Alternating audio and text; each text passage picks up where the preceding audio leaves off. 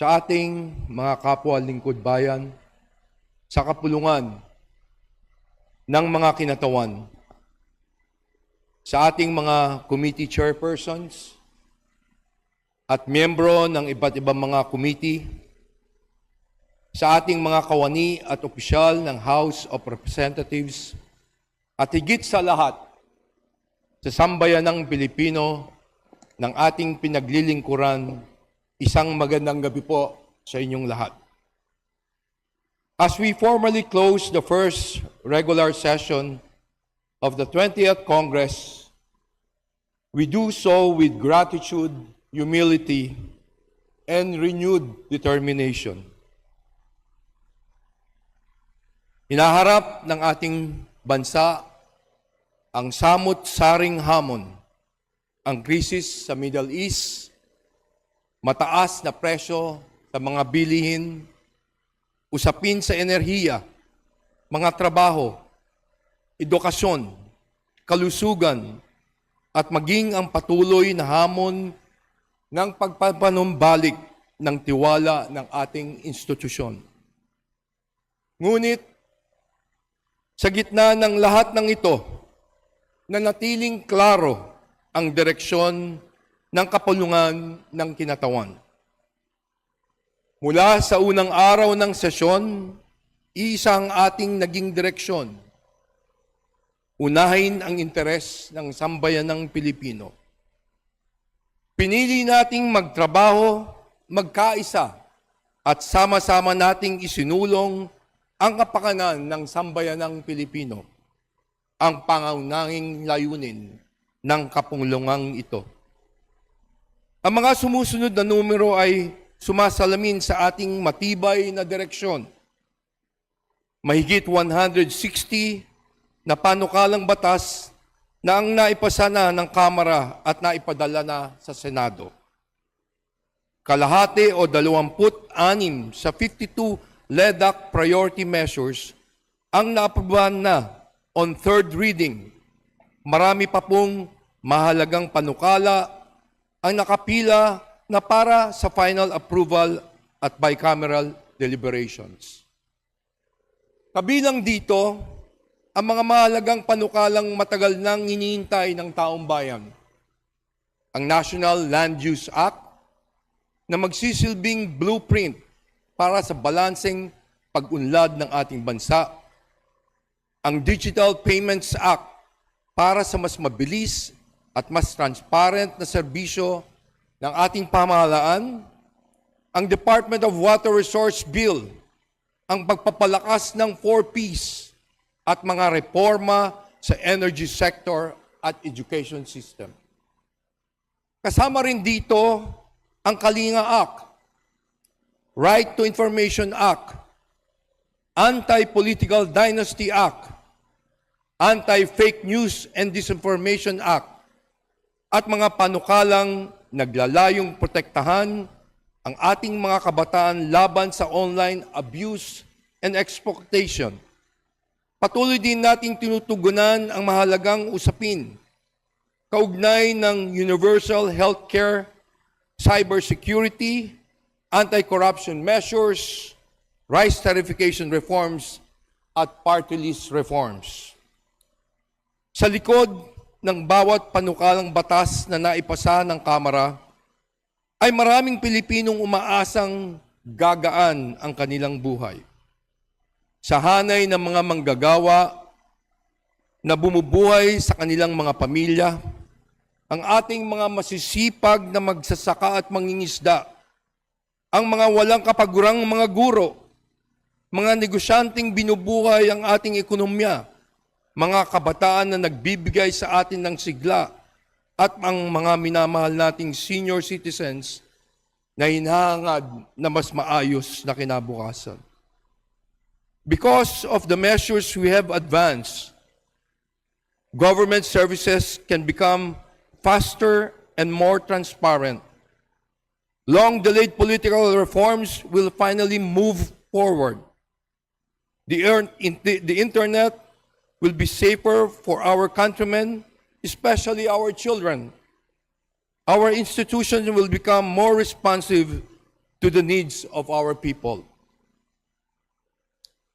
Quality, accessible education will become a reality for our youth, and positive strides will be made toward building an economy that is not only dynamic and future-ready, but one that genuinely improves the lives of ordinary Filipinos. Ginagampanan din natin ang kapulungan, ang mga tungkuling ipinag-uutos ng saligang batas, kabila ang masusing pagtalakay at pagdesisyon sa impeachment complaint na inaharap sa Kamara alinsunod sa constitutional duty at sa proseso ng batas. Kasabay nito, nilatag din natin ang pundasyon para sa pagmatagalang reforma ng edukasyon sa pamamagitan ng EDCOM 2 sa tulong ng mas malalim na pag-aaral at mga rekomendasyon na kabatay sa mga datos. Mas malinaw na ngayon ang landas ng reformang pang-edukasyon na kailangan upang may handa ang susunod na henerasyon ng kabataang Pilipino. Ito po ang produkto ng ating masiglang diskusyon, deliberasyon, at pagtutulungan na naghatid ng mabuting makabuluhang resulta. Lahat po ng ito ay ginawa natin sa ngalan ng transparency and accountability sa ating mga kababayan. We have shown that our work does not end when we bang the gavel at the end of each plenary session. Ang trabaho ng House of Representatives ay nagpapatuloy sa ating mga committee hearings, consultations, technical working groups, deliberation at ganun din sa ating mga distrito. Bagkos, may mga kababayan tayong naghahangad pa rin ng konkretong patunay na seryoso tayo sa pagsusulong ng mga pagbabago. Hinihiling po namin ang inyong patuloy na pangunawa. Hindi man po kami perpektong institusyon, subalit araw-araw po naming pinagsisikapan pagbutihin ang aming mga tungkulin sapagkat gaya ng sinabi ko noon, trust is not demanded, it is earned. Hindi sapat ang mga pahayag, press conference o mga pangakong walang laman. We need to show concrete solutions in form of laws that generate economic opportunities, strengthen our institution, protect our most vulnerable sectors, and ultimately raise the quality of life of every Filipino family. Bago po ako magtapos, nais kong bigyan ng pinakamataas na pagpugay ang mga taong naging bahagi ng tagumpay ng institusyong ito. To our Majority Leader, Sandro Marcos, our Minority Leader, Marcelino Libanan, and our Deputy Speakers, lahat ng ating mga committee chairs and members of the House of People, thank you for your commitment and hard work. Maraming salamat po sa inyong lahat. At sa ating mga secretariat, committee staff, mga technical staff, ang ating mga legislative staff, security personnel, maintenance utility personnel, protocol officers, ang ating mga driver, of course, our medical teams, at sa lahat ng kawani ng House of Representatives. My fellow lawmakers, please join me in giving each and every one of them a heartfelt and resounding round of applause.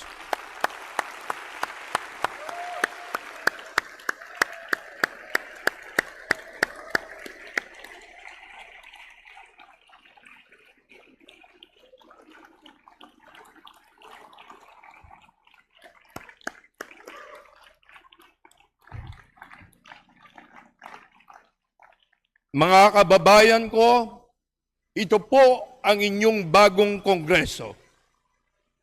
Once again,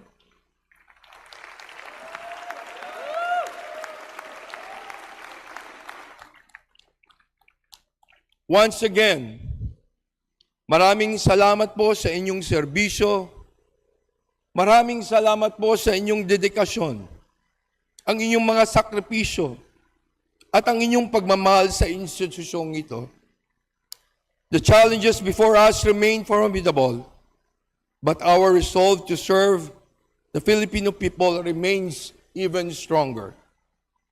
Ilang araw bago nating gunitain ang araw ng kalayaan, nararapat lamang na alalahanin natin na ang kalayaan ay hindi lamang pinaglalaban at pinagtatanggol.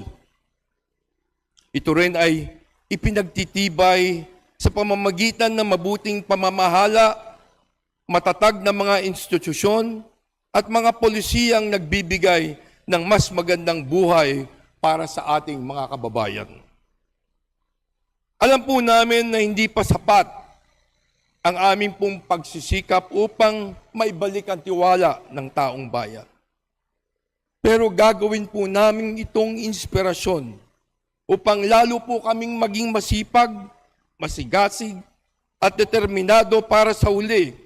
Kada desisyon na takbang ng ating ginagawa ay nakatuon sa aming mga pinakamataas na mithiin ang magdulot ng pagbabago at kaginawaan sa buhay ng nakakaraming Pilipino. Mga kasama, kapag malinaw ang direksyon ng pamumuno, kapag nagkakaisa ang institusyon, at kapag trabaho ang inuuna kaysa ano paman, kahit magkaiba ang ating mga pananaw at ang ating mga paninindigan, alam ko po, ang tanging hangaring nating lahat ay mabigyan ng pag-asa, oportunidad, at mas maayos na kinabukasan ang bawat Pilipino. Marami pong salamat sa inyong patuloy na kooperasyon.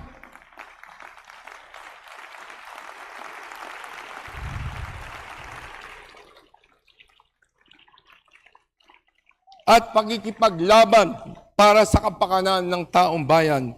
Mabuhay ang 20th Congress, mabuhay ang sambayan ng Pilipino, mabuhay po ang bagong Kongreso.